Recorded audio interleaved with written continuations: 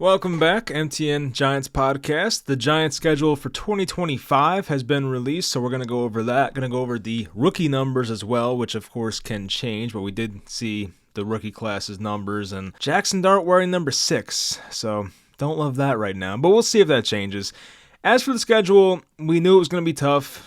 We knew the opponents coming in, and I guess it didn't really matter what order it was going to be. It was going to be a tall task regardless. You start with 2 road games. They have a late bye week. I think it sets up perfectly for Jackson Dart to play the final 4 games, assuming the Giants' record at the bye week is not great, which I would say odds will be against them that it will be great. But we'll go over it, and I think I'll just give win-losses for the hell of it. Why not? I'm not going to, stick to that till August, so that of course can change, but why not? We'll do it for now. I did that on Twitter, and I tried to be optimistic. I got them up to like 8 wins. In reality, will they win 8 games? I mean, Vegas probably says otherwise. Yeah, they're at 5.5 wins on most betting sites as I see, so not great, but I do think, and I've said this before, I do think this Giants team, it's not going to be really determined by wins and losses. I know that's really what all that matters at the end of the day, but for this team being so young and kind of just transitioning to a young quarterback eventually in Jackson Dart,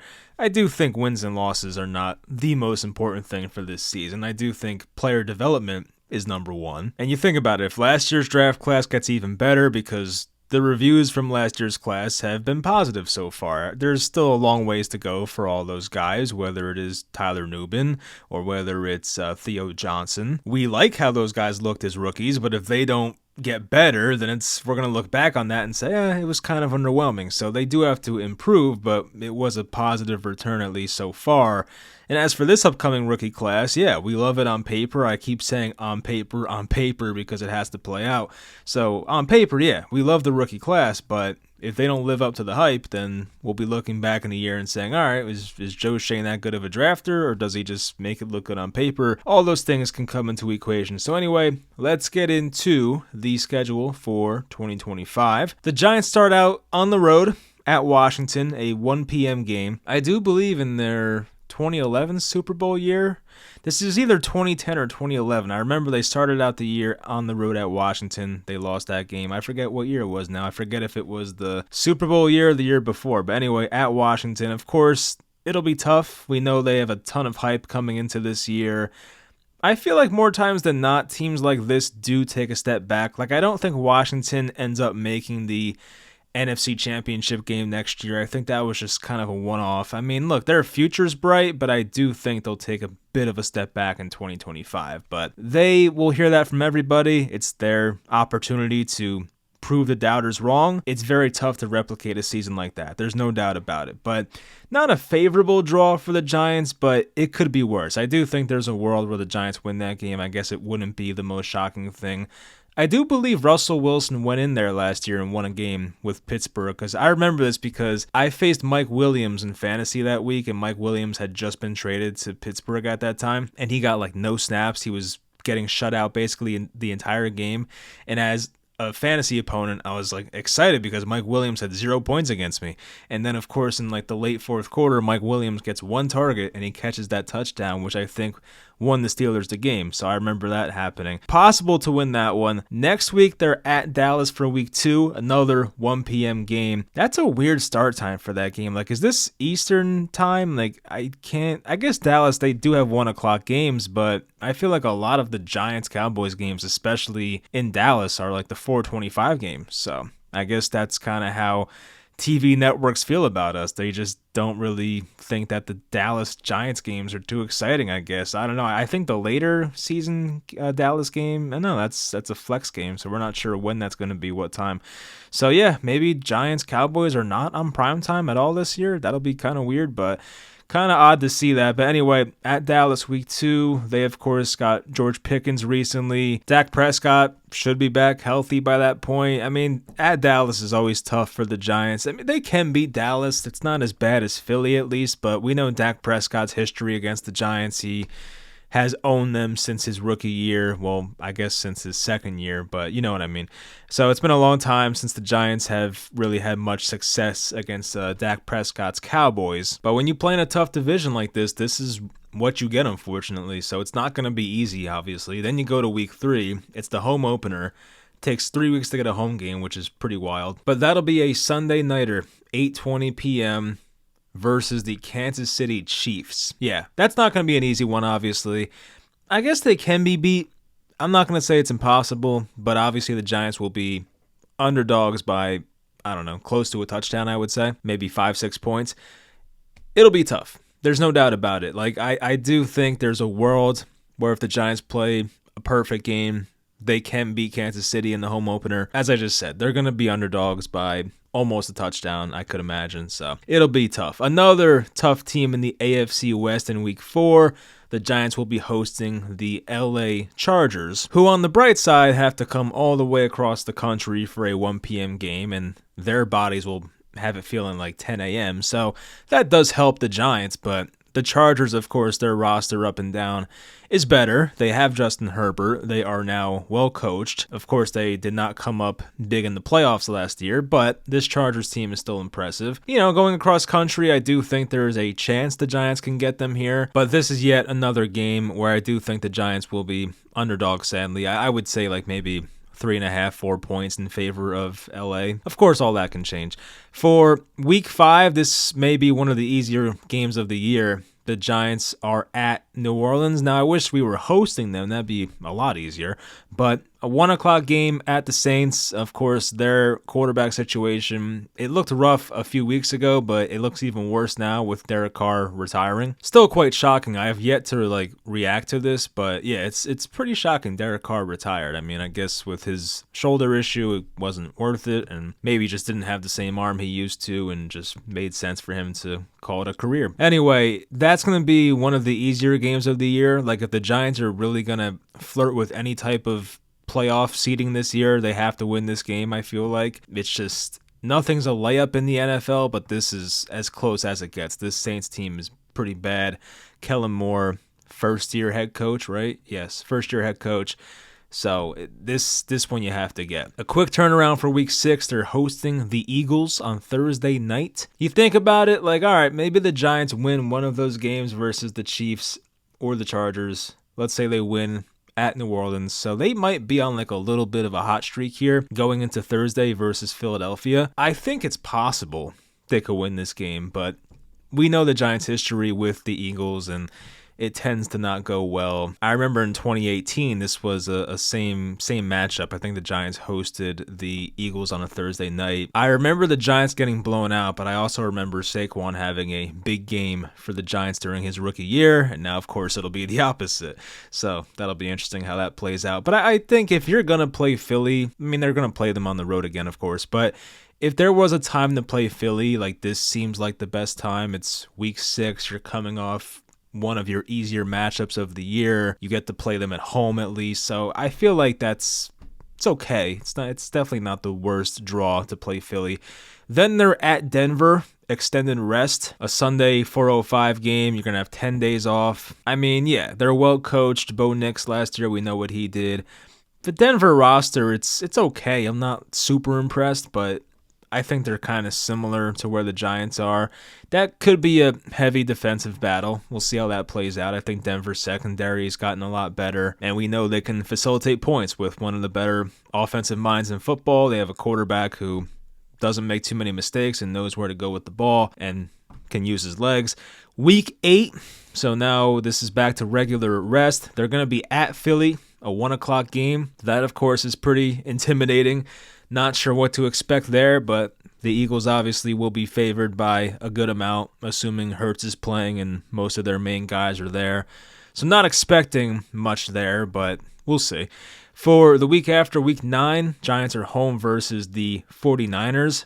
1 o'clock game. San Francisco made some headlines a couple days ago, extending Brock Purdy to like a massive, I think it was $250 million extension, over $100 million guaranteed. I'm not the biggest Purdy guy. I think you guys know that already, but I guess I don't want to say you had to do that because you could have just kept franchise tagging him for a couple more years, which I think would have been the appropriate way to go about it. But the Niners have a history of being a smart team at least, so who am I to judge? But I just don't see it personally. I would have just kept it going with like 1-year deals and do what the Redskins did with Kirk Cousins at the time and just keep doing the franchise tag until you can't anymore. As for this matchup, I mean, yeah, it'll be tough. I'm assuming, because you don't know how the Niners are going to look. I feel like there's a chance they're just very injured, which tends to happen with that team every so often. So there's a chance maybe they're just battling a bunch of injuries, but both teams fully healthy. I would say the Niners are definitely favored in this game by, I don't know, 4.5 points or something. Like, it could be more, so we'll see what the health is for that game. Week 10, another regular rest week off at Chicago. 1 o'clock game. Ben Johnson, Caleb Williams, year 2. They've made a ton of improvements to the offensive line. Joe Tooney. Who else did they get? They got somebody else that's good too. Oh my God, Jonah Jackson. They made good moves on during their offseason. Chicago, they're going to be a tough team, assuming that Caleb is the real deal and Ben Johnson wasn't just a Lions offense merchant, which I don't think he was. And this being in early November, this is around the time where weather can definitely impact things, especially in Chicago. We'll see if it's a windy day. And I do like that team. I do like Chicago this year, so we'll see how good they look. We'll know by week 10, are they the real deal or are they not? So we'll know by that point, but I do think the Giants will have their work cut out for them in this game. Week 11, home versus the Packers, a 1 o'clock game. We know what happened the last time the Packers came to MetLife. That was the Tommy Cutlets. I think it was a Monday night game. And of course, the Giants won on a Randy Bullock game-winning field goal of all things. And that pissed off a lot of people like me who wanted Jaden Daniels, Drake May. But I think in this game, we know it's going to be tough. We know Green Bay is going to be favored, assuming their guys are healthy. It's still a really good roster there. I still don't know 2 years later how they won that game against the Packers, the one I was just talking about with DeVito starting. I don't get it. But Jordan Love played like crap that game, so I guess that was kind of a one-off. But we know the Packers, they're a good team. Week 12, they're going to be at the Detroit Lions. We know about that. That's always tough. I mean, this is around the time Thanksgiving is, so like maybe, I'm trying to think, like maybe the Lions will have a Thanksgiving game 4 days after, so like maybe it's a look-ahead game for the Lions. I'm trying to talk myself into maybe the Giants competing here. But by this point in the year, so many things can change. I mean, there's a chance the Lions take a step back. Both their coordinators are gone, of course. The Jets got Aaron Glenn, and I just mentioned Ben Johnson went to the Bears.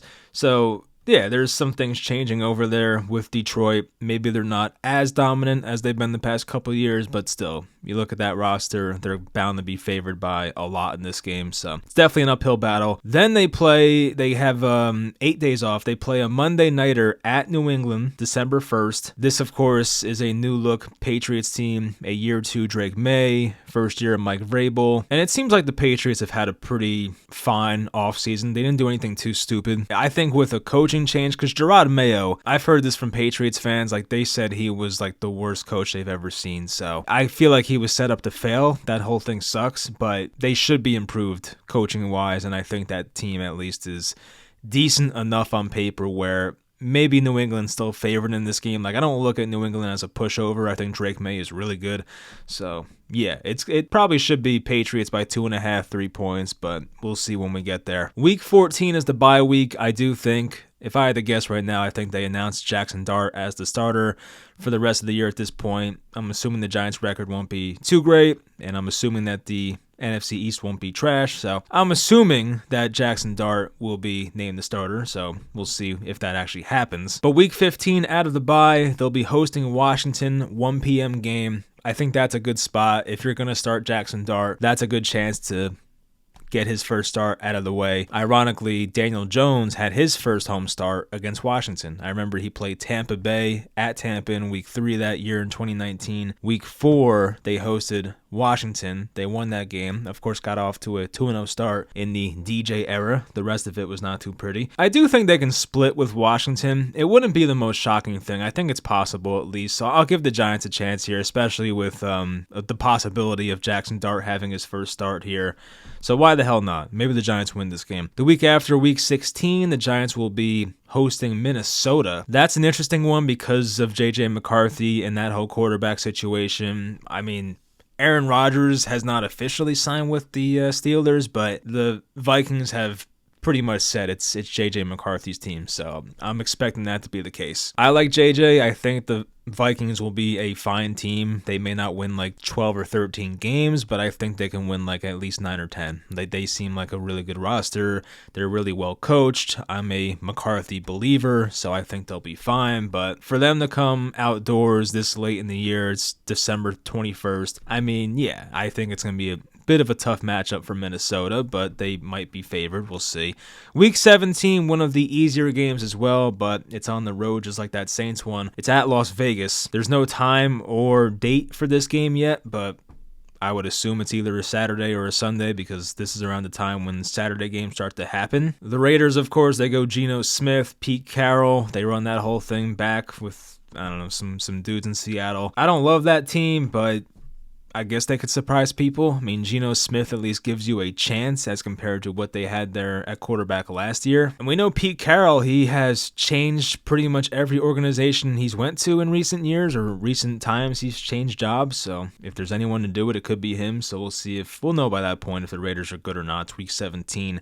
Then you have a week 18 final game of the year hosting the Dallas Cowboys. If Dallas is having a great year, they may have nothing to play for. It's always possible, although I don't see that being the case. And that's another game where if everyone's playing, I think Dallas will be favored by a bit. Won't be a whole lot, I don't think, but still a bit. I guess it could be a lot if like Jackson Dart came in and looked horrible those first 3 starts, but let's not go down that path. Let's not think those bad thoughts. So a record prediction, I mean, we might as well try it. Why not? Week 1 at Washington, I'm going to go with a win. I think they can get off to a good start. I just listened to Joe Shane on Kay Adams, and he talked about the importance of getting off to a good start. I think they will. I think they'll start out 1-0. Not sure what's going to follow that, but I do think they can win week 1. So I'll give the Giants a 1-0 start.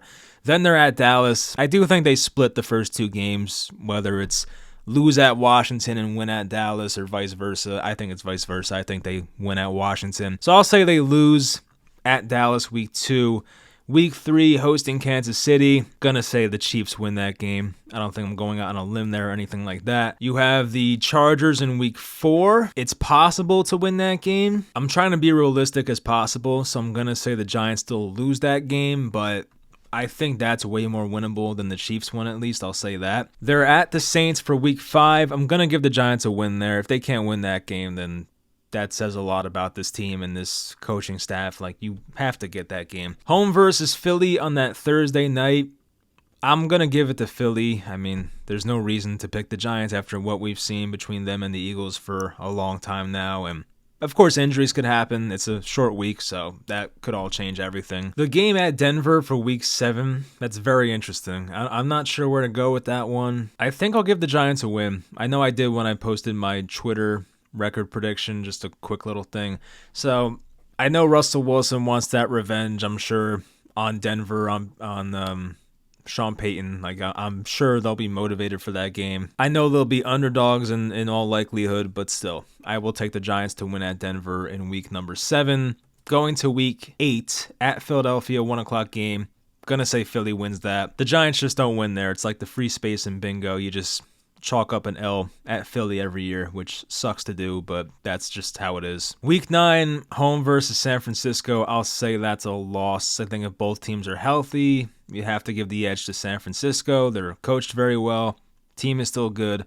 So I have my concerns there. Then it's at Chicago. Once again, I think they'll be a tough team, but I'll just give the Giants a win here because I do think it's possible, at least. I think when I think about the Bears, I think of best case scenario, like, oh, Ben Johnson and then Caleb Williams, and oh, it's going to work out perfectly. Like, maybe it doesn't work out perfectly, so I don't want to live in fairy tale island over here. Like, it might not go well for the Bears, so I'll say the Giants win. It won't be, I'm sure they'll be underdogs once again, but I think it's possible. I will say they lose against the Packers at home. I think that's the most likely outcome, at least. I say they lose at Detroit, and then I think for the game at New England, it won't be easy once again, but I'll give the Giants a win there. It's definitely possible, at least, so I'll go with that. First game out of the bye, hosting Washington. I will say the Giants lose that game. I think the Giants at least split with the Commanders this year. I had the Giants beating them week 1, so I don't see the Giants sweeping them, so I think to be fair, We'll give the Commanders that game. Then there's a game hosting Minnesota Week 16. I'll give the Vikings the win. I don't feel great about saying that because there's still a lot of unknown there with McCarthy, but that roster is still good. And I will say, though, I think the Giants do win the last 2 games. I do think they can beat the Raiders on the road, and I do think they can beat the Cowboys. So I won't say they split with Philly, but I do think they split with the Cowboys and the Commanders. I will say that. So all in all, my record, at least here in May, of course I'll do this, in August as well, just to kind of make a more educated guess at this. I have 1, 2, 3, 4, 5, 6, 7 wins right now. So a 7-10 record for me. Their over-under was 5.5 once again. I may get more pessimistic as we get closer to August, or maybe more optimistic. Maybe I bumped it up to 8 wins or something. So right now, at least I have it at 7-10. It could be worse. I mean, look, that's optimistic according to Vegas. I mean, once again, 5.5 wins. I have them at 7, so don't hate me for that one. And then the preseason, for some reason, the first game wasn't on the ESPN schedule, but the Giants, at least on their website, they're going to be at the Bills for the first preseason week, August 9th, 1 p.m. Week 2 in the preseason is the Jets. The Giants are the home team for that game on Saturday, August 16th. And then week 3 of the preseason will be hosting the Patriots on a Thursday, 8 p.m. Hopefully we see a lot of Jackson Dart in those games and makes the preseason interesting. We should see a lot of Jackson Dart because he shouldn't be playing until the end of the year anyway, if at all. So that's how it should go, hopefully. For Giants rookie numbers, Abdul Carter went from number 11 in college to number 51 with the Giants right now. Jackson Dart goes from number 2 in college to number 6 right now. Darius Alexander went from number 9 in college to number 91 in the NFL. Cam Scatabo went from number 4 in college to number 44 in the NFL. Marcus Bowe, number 63 in college to number 71 with the Giants. Thomas Fidone went from number 24 in college to number 86 with the Giants. And Corey Black went from number 2 in college to number 25 with the Giants right now. Of course, these can all change, and that happened last year. I believe Malik Neighbors was number 9 throughout this process last year. Of course, he changed to number 1. The Abdul Carter one, number 51. Of course, we think of Ojulari. I don't love it. That could have been better, I think. Like 11 would have looked really cool, and apparently Phil Simms was down for it, but Phil Simms' family and his agent did not want him giving up that number. So I'm actually doing a whole video about jersey retirements. Like I'm doing like a general NFL video about jersey retirements and that whole debate. So that should be out sometime in like a week or so. But that whole thing's interesting. Lawrence Taylor, of course, said no. Get your own number, kid, basically is what he said. So no number 56 there for Abdul Carter, which is probably a good thing. You don't want to live up to that hype and those expectations to put on yourself. I just don't know why anybody would do that. But 51, don't love it. Lost a lot of aura, but still, there is time to change it. And if he doesn't change it, then hopefully 51 is retired by the Giants one day. Number 6 for Jackson Dart. I don't love that either. There's something about 6 with quarterbacks. I don't love it. It looked good on Baker Mayfield, but I just don't find that to be a great quarterback number. And every time I see a Giants number 6, I think of Matt Dodge, which is just, you don't want to think about Matt Dodge. I'm trying to see. So for a quarterback number, we'll see what's retired. So like number 4 is retired for the Giants. Number 5 is taken by Kayvon. Number 6 is actually Jamie Gillen right now, so maybe number 6 is going to be taken after all. Number 7's retired, 10, 11's retired, so it's like you're really narrowing down these numbers here. It's tough to really pick anything. Me personally, I would try to get 17 off of Wandale if I was Jackson Dart. Number 18 now belongs to Darius Slayton. Number 19 is now Jameis Winston. So we're at a point where, yeah, the numbers are pretty few and far between. Of course, there's no number 14 with the Giants. Number 16 is taken. I don't want him wearing number 8 for obvious reasons. I mean, yeah, I just think maybe number 6 is the best one left at this point, which is crazy to think about. Even number 0, I'd rather see Jackson Dart wear number 0, but of course Brian Burns has that, so that's another one you can't do. If it is number 6, that sucks. I'd like to see number 9. Maybe Graham Gano gets cut or something. I don't know, but that could happen. Maybe Jalen Hyatt gets traded. You can take 13. Maybe Tommy DeVito finally gets cut. He could take 15.